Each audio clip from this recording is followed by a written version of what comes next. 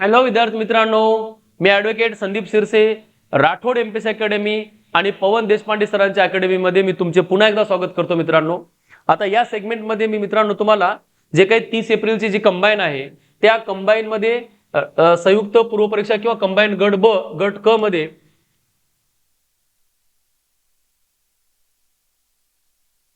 तुम्हाला राज्यघटनेच्या लेक्चर बद्दल माहिती सांगणार आहे मित्रांनो. बघा आता बघा, गट ब आणि गट क पूर्व परीक्षेमध्ये राज्यघटनेचे कोणते घटक असे महत्वाचे आहेत. ठीक आहे, तसं तर राज्यघटना संपूर्णच महत्वाची आहे. याच्यामध्ये चॉईस वगैरे काही करता येत नाही. जसं मी तुम्हाला अर्थशास्त्रामध्ये यापूर्वीच्या व्हिडिओमध्ये सांगितलेलं आहे की नेमकं कोणते घटक केलं तर तुम्हाला 10 ते 12 मार्क मिळतात. ऍक्च्युली राज्यघटनेवर टोटल 10 ते 12 प्रश्न विचारले जातात. एखाद्या वेळेस 13 प्रश्न येऊ शकतात, असं काही नाही. ठीक आहे, येतात 10-12 प्रश्न. त्या 10-12 प्रश्नामध्ये ते 10-12 कसे मिळवायचे, इथं चॉईस नाही 5-6. जसं मी तुम्हाला अर्थशास्त्रामध्ये सांगितले किंवा 17 प्रश्नापैकी 10-12 प्रश्न हमखास कसे मिळवायचे कमीत कमी चॅप्टरची स्टडी करून, तसं याच्यामध्ये असं काही नाही करता येणार आपल्याला. पण एवढं मात्र नक्की की 10-12 प्रश्न कसे घ्यायचे, म्हणजे 10 ते 12 जे प्रश्न येतात ते कसे मिळवायचे त्याची माहिती मात्र तुम्हाला याच्यामध्ये सांगणार आहे. कोणते घटक आहेत ते आपण या ठिकाणी पाहणार आहोत मित्रांनो. बघा, पहिल्यांदा सिलेबस बघा मित्रांनो, अभ्यासक्रम जर बघितलात तर सर्वात महत्वाचं घटना निर्मितीची प्रक्रिया किंवा घटना निर्मितीच्या प्रक्रियेचे पहिलं मित्रांनो एक घटक बघावा लागतो, ते म्हणजे राज्यघटना म्हणजे काय आणि राज्यघटनेचे प्रकार. जसं लिखित राज्यघटना आहे, अलिखित राज्यघटना आहे. त्याच्यानंतर अजून एक प्रकार पडतो स्वरूपानुसार जर बघितलं तर संघराज्यात्मक राज्यघटना, फेडरल कॉन्स्टिट्यूशन म्हणतो. युनिटरी कॉन्स्टिट्यूशन म्हणजे एकात्मक राज्यघटना म्हणतात, बरोबर. संसदीय शासन पद्धती, अध्यक्ष शासन पद्धती हा एक भाग त्याच्यामध्ये येतो मित्रांनो. किंवा भारताची राज्यघटना जे संघराज्य स्वरूपाची आहे त्याच्यावर पण प्रश्न विचारले जाऊ शकतात मित्रांनो. हे भाग बेसिक मध्ये येतो. नंतर मग घटना निर्मितीची प्रक्रिया, कशी घटना निर्माण झाली, काय काय नाही, बाकीच्या गोष्टी ज्या आहेत ते यामध्ये विचारले जातात. त्याच्यानंतर मूलभूत घटना मी आता सांगितला भाग झाला. त्यानंतर कलम 1 ते 51 त्यामध्ये नागरिकत्व आहे, राज्यघटनेचं क्षेत्र वगैरे किंवा नाव वगैरे, आपल्या देशाचं नाव, राज्य वगैरे, क्षेत्र त्याचं याबद्दल माहिती आहे. नागरिकत्व आहे, मूलभूत हक्क आहेत, डीपीएसपी आहे, मूलभूत कर्तव्य आहेत. कलम 1 ते 51 मध्ये येतात मित्रांनो, लक्षात ठेवा मित्रांनो, बरोबर आहे. मूलभूत कर्तव्यावर प्रश्न विचारले जाऊ शकतात, महत्वाचे आहे सगळे. राष्ट्रपती, उपराष्ट्रपती हे पण महत्वाचं आहे. महान्यायवादी, संसद असेल, सर्वोच्च न्यायालय कलम 124 ते 147 मध्ये त्याच्याबद्दल माहिती आहे. कॅग आहे, राज्यपाल, राज्य विधिमंडळ, उच्च न्यायालय, महाधिवक्ता, केंद्र राज्य संबंध. त्याच्यानंतर जे काय असेल बाकीचं केंद्रशासित प्रदेश, बरोबर आहे, लोकसेवा, निवडणूक आयोग, आणीबाणी आणि काश्मीर संबंधी अलीकडे तरतूद जी आहे ते काश्मीरला जे काय असेल स्पेशल स्टेटस त्याचा समाप्त करण्यात आलेला आहे. आणि याबरोबर काश्मीर जे आहे आता भारताचं अभिन्न अंग बनलेलं आहे. कलम 70 मध्ये 70 ला समाप्त करून त्या ठिकाणी 2019 मध्ये आपण असं केलेलं आहे. त्याच्याबद्दलची माहिती या ठिकाणी पाहणार आहोत मित्रांनो.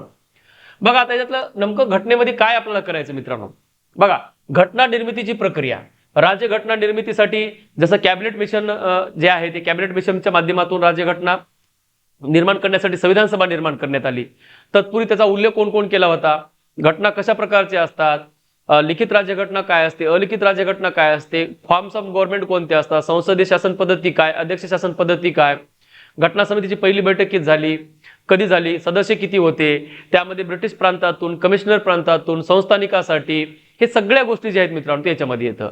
घटनेला नक्षीकाम कोण केलं, हाताने लिखाण कोण केलं, मसुदा समिती कशी स्थापन झाली, हे सगळ्या गोष्टी येतात मित्रांनो. आणि हे विशेष काय म्हणजे हे याच्यातला जवळचा बराचसा भाग मित्रांनो पाठांतराचा भाग आहे. पण तुम्हाला पाठ करावं लागेल, कारण आकडेवारी आहे ना. घटनेला जसं घटना तयार करायला 64 लाख खर्च लागला, बरोबर आहे. त्याच्यानंतर घटना निर्माण झाल्यावर म्हणजे घटना चालू असताना, घटनेचं ड्राफ्टिंग वगैरे चालू असताना त्या ठिकाणी सूचना आलेल्या आहेत मित्रांनो. ठीक आहे, जसं की 7,500च्या वर सूचना आल्या, त्यापैकी 2473 सूचना ज्या आहेत मित्रांनो स्वीकारण्यात आल्या होत्या. ह्या सगळ्या गोष्टी विचारल्या जातात. किती दिवस कालावधी लागला, 26 नोव्हेंबर 1949 ला काय झालं, 26 जानेवारी 1950 ला काय झालं, घटनेवर किती सदस्यांनी सह्या केल्या, किती महिला होत्या, हे सगळी माहिती याच्यामध्ये येते मित्रांनो. याच्यावर प्रश्न विचारला जाऊ शकतो, म्हणजे हमखास प्रश्न याच्यावर येतो मित्रांनो. कलम 1 ते 51 मी आता सांगितलं तुम्हाला. आपले जे काही संघराज्याचे राज्य कोणते कोणते आहेत, त्याचं नाव काय आहे, हे कलम 1 ते 4 मध्ये येते. 5 ते 11 मध्ये जर बघितलात, कलम 5 ते 11 यामध्ये काय येते, नागरिकत्व, घटनेच्या प्रारंभीचं नागरिक कोणतं आहे, घटना लागू झाल्यानंतरच नागरिकत्व कसं मिळेल, नागरिकत्व कायदा 1955 काय आहे, त्याच्यात आतापर्यंत किती वेळ दुरुस्त्या करण्यात आल्या, एनआरसी काय आहे, PIO कार्ड काय आहे, OCI कार्ड काय आहे, बरोबर आहे मित्रांनो.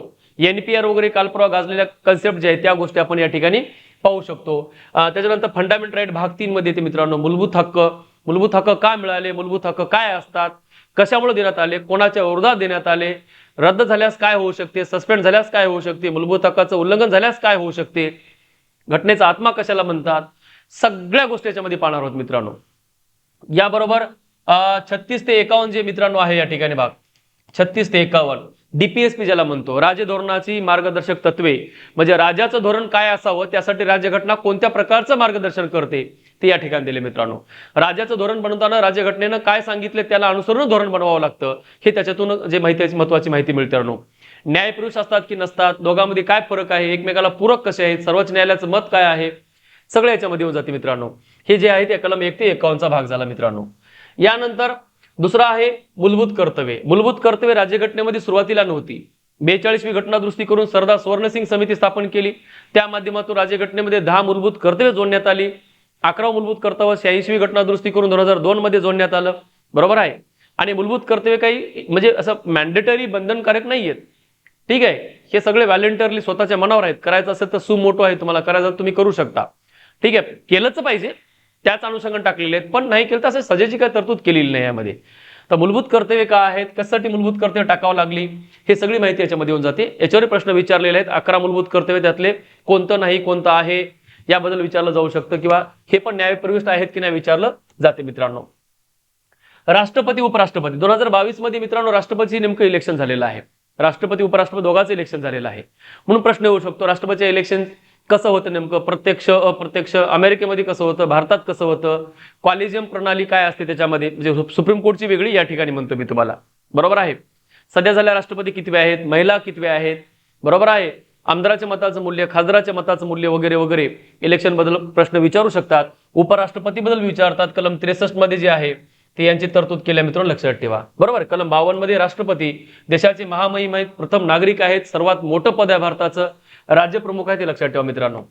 यानंतर प्रश्न विचारला जातो संसद मित्रांनो. कलम 79 मध्ये संसद तरतूद केली आहे. 79 ते कलम 122 पर्यंत संसद येते मित्रांनो, बरोबर आहे. तर संसद आपल्या देशासाठी कायदेमंडळाचं काम करतं, कायदा बनवण्याचं काम करतं. देशभर कायदा लागू करण्याचं काम संसदेचं आहे. कायदा तयार करणे, त्याला लागू करण्याचं काम मात्र कार्यकारी मंडळ करतं. न्यायपालिका त्याची व्याख्या करण्याचं काम करतं मित्रांनो. तर संसद काय आहे, संसदेची प्रक्रिया कशी चालते, हे सगळ्या गोष्टी याच्यात येतात. अलीकडे नवीन संसद पण भारतामध्ये सेंट्रल विस्टा जे आहे ते बांधकाम चालू आहे. मला वाटते काहीतरी येणाऱ्या 1-2 महिन्यामध्ये त्याचं काहीतरी उद्घाटन होणार आहे असं ऐकण्यात आले मित्रांनो, ते लक्षात ठेवा. तर संसदेवर प्रश्न विचारले जाऊ शकतात किंवा विचारण्यात आलेले आहेत मित्रांनो, बरोबर आहे. सर्वोच्च न्यायालय भारताचे मायबाप, भारताचं सर्वात मोठं कोर्ट, कलम 124 ते 147 मध्ये तरतूद केली आहे. राज्यघटनेचा अर्थ लावणं, राज्यघटनेची व्याख्या करणं, सुप्रीम कोर्टनं दिलेला निकाल ऑटोमॅटिकली कायद्यामध्ये रूपांतरित होतो. सुप्रीम कोर्टच्या निकालाला संसदेच्या कायद्या एवढी ताकद असते, संसदेच्या कायद्यासारखा दर्जा असतो, ठीक आहे. लॉ ऑफ रेकॉर्ड आहे, रेकॉर्ड होऊन बसतं या ठिकाणी. कलम अभिलेख न्यायालय म्हणून ऐकलं असेल, अभिलेख म्हणून ठेवले जातात. त्याचा संदर्भ भारतभर कुठे देता येतो, सर्वांना बाइंडिंग आहे. सर्वोच्च न्यायालयाला कलम 142 मध्ये एक असा अधिकार आहे, ज्या अधिकार सर्वोच्च न्यायालय वापरल्यास बाकी सर्व काय त्या ठिकाणी मला वाटते त्या ठिकाणी बाकी दुसऱ्या कुठल्या गोष्टी नल अँड व्हॉइड होतात. खूप महत्वाचं आहे. बेसिकली कोणी शिकवत नाहीत पण आपण त्या गोष्टी शिकवतो मित्रांनो. तर सर्वोच्च न्यायालय काय आहे, आपले मायबाप काय सांगतं, राज्यघटनेचा अर्थ कसा लावतं, राज्यघटनेची व्याख्या कशी करते, सगळ्या गोष्टी आपण या ठिकाणी बघणार आहोत. त्याच्यावर प्रश्न विचारले जातात मित्रांनो. त्यानंतर राज्यपाल मित्रांनो 153 नंतर राज्यपाल येतात. राज्यपाल जे आहेत तर सर्व राज्यामध्ये जवळपास राज्यपाल असतात, किंवा एका राज्यपालाकडे 2 राज्याचा कारभार पण दिला जाऊ शकतो, बरोबर आहे. महाराष्ट्रामध्ये राज्यपालाच्या बाबतीमध्ये बऱ्याचशा भानगडी बघल्या मित्रांनो. त्यांच्या वक्तव्यामुळे राजकीय जे निर्माण झाला गोंधळ वगैरे असेल, हे सर्व आपण माहिती पाहिलेली आहे मित्रांनो. म्हणून या ठिकाणी राज्यपाल एक महत्वाचं पद ठरते मित्रांनो. आणि कंबाईनच्या अनुषंगाने जर बघितला, राज्यपालावर नेहमी प्रश्न विचारलेले आहेत. बेसिकली केंद्राच्या संबंधामधील जे काही मदन मोहन पुंच आयोग असेल किंवा सरकारी आयोग असेल, यांनी राज्यपालाच्या बाबतीमध्ये केल्या तरतुदी. राज्यपाल जे आहेत मित्रांनो नेहमी पदाबाबतीमध्ये जर समस्या निर्माण झाली आहे, ते म्हणजे विशेषतः जे काही केंद्राचे एजंट म्हणून काम करते वगैरे वगैरे अशा काही गोष्टी चालायच्या, किंवा राज्यपालाला सरकार बदलले की त्या ठिकाणी बदलण्याचे कामं चालतात, तर त्या राज्यपालाला 5 वर्ष पद चालावं यासाठी तरतूद करण्यात यावी कायमस्वरूपी, असे एक देशामध्ये गोष्ट चालते मित्रांनो. बऱ्याच लोकांनी समस्या व्यक्त केली आहे ही राज्यपालाच्या बाबतीमध्ये. तर त्याच्यावर प्रश्न विचारले जातात, कोणत्या आयोगाने सांगितलं वगैरे वगैरे विचारलं जातं मित्रांनो. प्रश्न विचारण्यात आले. राज्य विधिमंडळ जे मित्रांनो 168 नंतर चालू होते, जवळपास 200 कलम 13 पर्यंत हे सगळ्या गोष्टी चालतात मित्रांनो. राज्य विधिमंडळ याच्यावर प्रश्न विचारले जातात किंवा विचारण्यात आलेले आहेत, हे ध्यानात ठेवा. महान्यायवादी केंद्रामध्ये आहे, माझ्याकडून राहिला असेल तर केंद्रामध्ये महान्यायवादी, सर्वोच्च law officer, highest law officer of the India. राज्यामध्ये महाधिवक्ता, highest law officer of the state government, advocate general म्हणतो आपण त्यांना, अटॉर्नी जनरल केंद्रामध्ये म्हणतात. तर राज्य विधिमंडळ असेल, महाधिवक्ता असेल, महान्यायवादी असेल, राष्ट्रपती असतील, राज्यपाल असतील, हे हमखास प्रश्न आलेत मित्रांनो याच्यावर. तुम्ही जर मागच्या 10-12 वर्षाचे पेपर काढून बघितलात, हमखास या भागावर एमपीएससीने प्रश्न विचारलेत. हे भाग करून गेल्यास तुम्हाला नक्की आणि 100% मार्क मिळतात मित्रांनो. हे वाचवावंच लागेल, याचे एक तरतूद वाचवावं लागेल की नेमकं कोणते अधिकार आहेत राज्यपालाला, राष्ट्रपतीला कोणते अधिकार आहेत, कोणते अधिकार स्वयंकाधीन अधिकार आहेत, कोणते अधिकार त्यांना मंत्रिमंडळाच्या सल्ल्यावर राहून विसंबून आपल्याला काम करावं लागणार आहे, हे सुद्धा विचारलं जातं मित्रांनो, लक्षात ठेवा. बरोबर आहे. त्याच्यानंतर उच्च न्यायालय, ठीक आहे. राज्याचे मायबाप कलम 214 ते 230-31 पर्यंत याची तरतूद आहे मित्रांनो, लक्षात ठेवा. सर्वोच्च न्यायालयाला कोणते कोणते अधिकार आहेत, कलम 226 काय सांगते, सर्वोच्च न्यायालयाची उच्च न्यायालयाच्या न्यायाधीशाची बदली कशी होते, कशी केली जाते, 226 मध्ये कोणता अधिकार आहे, 227 मध्ये कोणता अधिकार आहे. बरोबर आहे. तर हे प्रश्न विचारले जातात मित्रांनो. हायकोर्ट हे राज्याचं अपेक्स कोर्ट असते, हायकोर्ट हे राज्याचं कोर्ट ऑफ रेकॉर्ड असते, अभिलेख न्यायालयाचा दर्जा असतो, राज्यामध्ये पूर्णपणे सर्व न्यायालयावर निर्णय यांचा बाइंडिंग असतो, बंधनकारक असतो मित्रांनो. म्हणून हायकोर्टवर विचारलं जातं. हायकोर्ट ऍक्ट 1861 जे आहे यानुसार भारतामध्ये 3 न्यायालय निर्माण करण्यात आले, कलकत्ता, मद्रास, बॉम्बे. त्यानंतर अल्हाबाद या ठिकाणी 4थं न्यायालय 1866 मध्ये निर्माण करण्यात आलं होतं. याच्यावर प्रश्न विचारले जातात मित्रांनो, लक्षात ठेवा. या ठिकाणी सध्या भारतामध्ये किती उच्च न्यायालय आहेत हे पण महत्वाचं आहे. 25च्या आसपास उच्च न्यायालय अमरावतीमध्ये अलीकडे निर्माण करण्यात आलेलं आहे. अमरावती म्हणजे महाराष्ट्राची अमरावती नाही, आंध्र प्रदेशची अमरावती. बरोबर आहे. केंद्र राज्य संबंध पण विचारलं जातं या ठिकाणी मित्रांनो. कलम 245 पासून कलम 293 पर्यंत केंद्र राज्य संबंध आहेत. 292 मध्ये केंद्राला कर्ज घेण्याचा अधिकार, 293 मध्ये राज्यांना कर्ज घेण्याचा अधिकार आहे. इथपर्यंत चालतं. काय कायदेविषयक संबंध आहेत, प्रशासकीय संबंध आहेत आणि आर्थिक संबंध आहेत. फार मजेदार टॉपिक आहे मित्रांनो, फार इंटरेस्टिंग टॉपिक आहे. मला फार आवडतो हा टॉपिक मित्रांनो. केंद्र राज्य संबंध, भारताची राज्यघटना राज्यासाठी वेगळी नाही आणि म्हणजे अमेरिकेमध्ये जसं 51 राज्याची 51 राज्यघटना आहेत आणि केंद्राची वेगळी राज्यघटना आहे. त्यामुळं एका राज्यघटनेमध्ये सगळं काय देण्यात आलं नाही, पण भारताची राज्यघटना एकच राज्यघटना आहे मित्रांनो. भारत संघराज्य असून आपली एकच राज्यघटना आहे. तर त्या राज्यघटना एकच असल्यामुळे सर्व राज्यांना त्या ठिकाणी संबंध दिले त्या ठिकाणी की राज्याचे अधिकार काय असतील, केंद्राचे अधिकार काय असतील. संघ सूची, राज्य सूची, समोर सूची, शेष अधिकार हे एकाच राज्यघटनेत दिलेलं आहे. ते केंद्राच्या संबंधामध्ये येऊन जाते मित्रांनो. कसा कुणाचा लॉ कुठपर्यंत लागू राहील हा त्यामागचा उद्देश आहे मित्रांनो. लोकसेवा बद्दल बघितलं तर all India services IAS, IPS, IFS हे असतील किंवा त्यांना पदावरून दूर कसं करता येतं, अपॉइंटमेंट कशी होते, याच्यावर प्रश्न विचारला जातो. कलम 311, 310, 309. लोकसेवा आहे कलम 315 ते 323. केंद्र लोकसेवा आयोग, राज्य लोकसेवा आयोग याच्यावर प्रश्न विचारला जातो. निवडणूक आयोग पण आहे मित्रांनो. 324 ते 329 मध्ये निवडणूक आयोग आहे.